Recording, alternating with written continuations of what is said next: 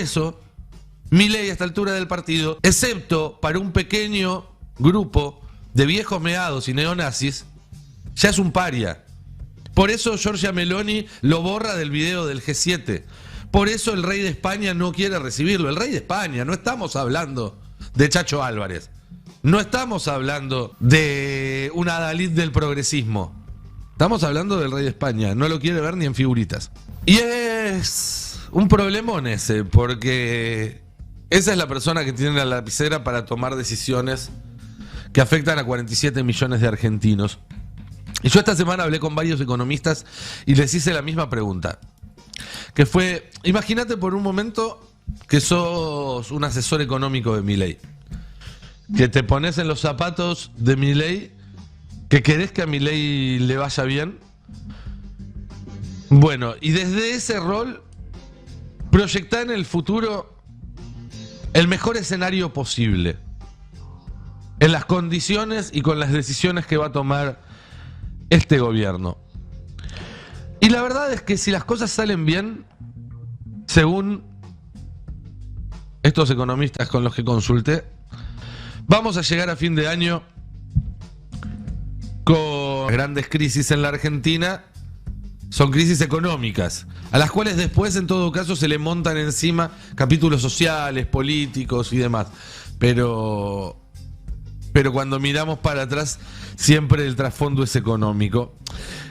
Y en ese aspecto no son buenas las noticias para Milei. No son buenas porque apenas pasaron 10 días de que el Senado confirmara que va a haber una ley de bases, y a pesar de que hubo varios feriados en el medio y demás, cuando uno mira para atrás lo que pasó estos 10 días, no hubo una reacción virtuosa de los mercados financieros y de las expectativas que eso implica para el país. No hubo tampoco una calma en las internas del gobierno. No hubo tampoco ninguna señal de mayor perdurabilidad política, más bien al contrario, y Milei se la pasó de viaje en viaje. Ya vamos a volver a eso. Lo cierto es que los problemas para el gobierno a esta altura pueden resumirse muy sencillamente utilizando un eslogan que el propio Milei acuñó el 10 de diciembre del año pasado: no hay plata. Aquello que funcionó muy bien, quizás en un primer momento, para imponer una idea, que es que las medidas que se tomaban eran medidas necesarias y que estaban condicionadas por ese hecho originario, que era la falta de solvencia de las cuentas del Estado. Con el correr del tiempo y a medida que no se corroboran mejoras sustanciales, ya no digo en términos de actividad económica o de bienestar de la población, sino ni siquiera en términos macro, ni siquiera en términos financieros, se puede empezar a volver una demanda para este gobierno. Ok, no había plata. ¿Y vos que hiciste esto y después lo otro? ¿Por qué no nos explicás por qué ya no hay más plata ahora? ¿Por qué no empieza a haber plata? ¿Cuándo vamos a estar mejor? Bueno, no tienen respuesta para ninguna de esas preguntas Javier Milei ni nadie en su gobierno. En ese sentido, lo que se puede corroborar, por el contrario, es que se está profundizando el diagnóstico de que no hay plata. No hay plata por ningún lado. No hay plata para que la gente pueda volver a consumir. Repasábamos recién con Florencia los números del consumo y lejos están de mostrar una recuperación en B corta, o siquiera una recuperación. Siguen cayendo. Quizás una velocidad más lenta que hace un par de meses, pero eso no lo convierte en un crecimiento. Simplemente está cayendo un poquito más despacio. Y en un país No voy a volver a repasar los números porque los charlamos recién y no tiene sentido, pero estamos hablando de 2 cifras en la caída de compra de supermercados, estamos hablando de caídas muy grandes en compras de cuestiones de primera necesidad, estamos hablando de una caída de consumo que evidentemente no pasa por la supresión de gastos superfluos, sino por la escasez a la hora de procurarse lo mínimo necesario, lo mínimo indispensable. Y en un país, insisto, donde el 80% de la actividad económica está explicada por su mercado interno, esta caída del consumo necesariamente pone en marcha un mecanismo de destrucción en forma de espiral. A medida que cae el consumo, cae la producción porque no hay a quien venderle. Y hoy en día Argentina no tiene la capacidad de desarrollar mercados en el exterior para ubicar todo lo que se vende y se deja de vender en el mercado interno. Cuando empieza a caer la producción, cae en consecuencia el empleo, ya sea porque las empresas se achican, porque empiezan a reducir turnos, dejan de pagar horas extras, porque empiezan a deshacerse de personal, o llegado el caso directamente bajan la persiana. En todos esos casos lo que se hace es destruir fuentes de trabajo, y obviamente esa destrucción de fuentes de trabajo lo que hace es volver a alimentar el comienzo de este circuito. Si a la gente la echan, consume menos, o si hay muchos desocupados, los sueldos son más bajos y entonces incluso los que tienen trabajo consumen menos, porque también la expectativa de que te puedan llegar a echar en el futuro hacen que si te sobra un manguito, en vez de comprar un electrodoméstico, irte un fin de semana, cambiar un jean, lo amarroques porque decís, no sé si el mes que viene voy a tener o no trabajo, entonces por las dudas, este manguito no lo consumo, lo ahorro, me lo guardo abajo del colchón. Y así sucesivamente, se consume menos, se produce menos, hay menos trabajo, se consume menos, se produce menos, hay menos trabajo. Es una espiral que cae y cae y cae. Y esto es muy importante, que no se detiene si no aparece el Estado con políticas anticíclicas, con políticas de ingresos. El mercado no tiene herramientas para solucionar esta espiral una vez que empezó la recesión. Y ya estábamos metidos hasta el cuello en la recesión.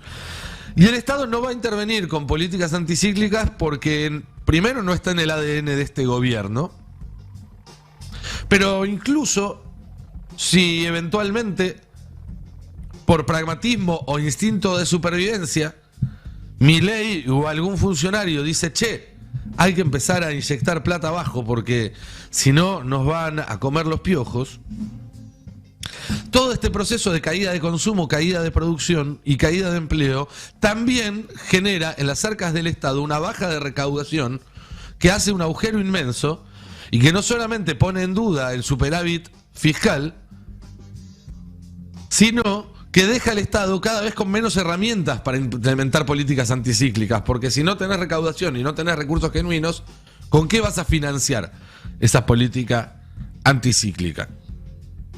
Cae la recaudación y cada vez entonces hay menos plata, no más plata. Tampoco hay plata cuando uno mira el sector externo.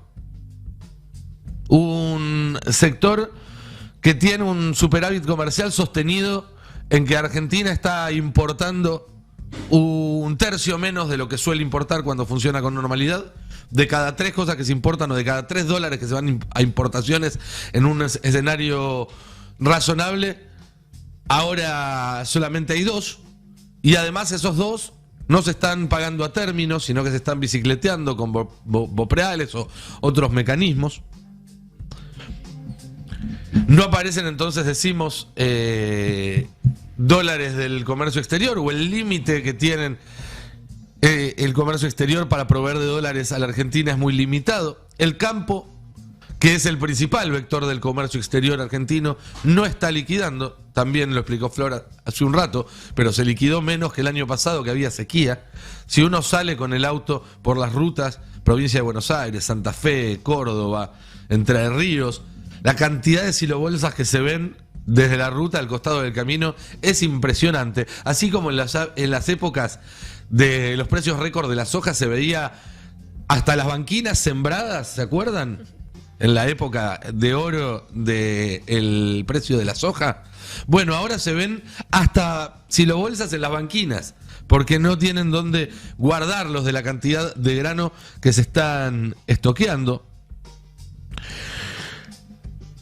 Los organismos internacionales tampoco por ahora parecen ser la solución a este problema, porque el FMI le está poniendo condiciones al gobierno, y son condiciones que este gobierno en principio no parece estar dispuesto a aceptar, y que si incluso las aceptara y finalmente llegaran desembolsándose 7.500, 8.000, 10.000 millones de dólares,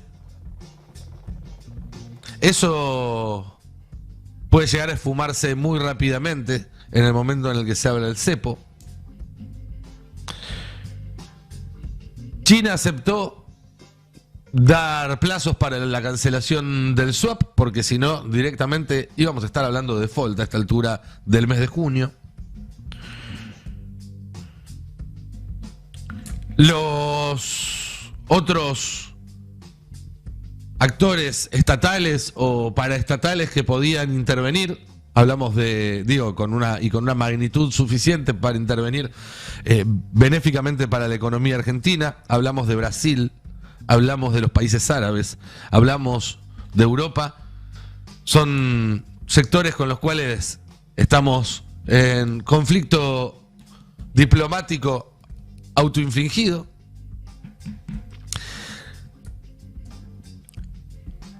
Con lo cual las perspectivas para la acumulación de reservas en los próximos meses no son muy positivas, no son para nada positivas.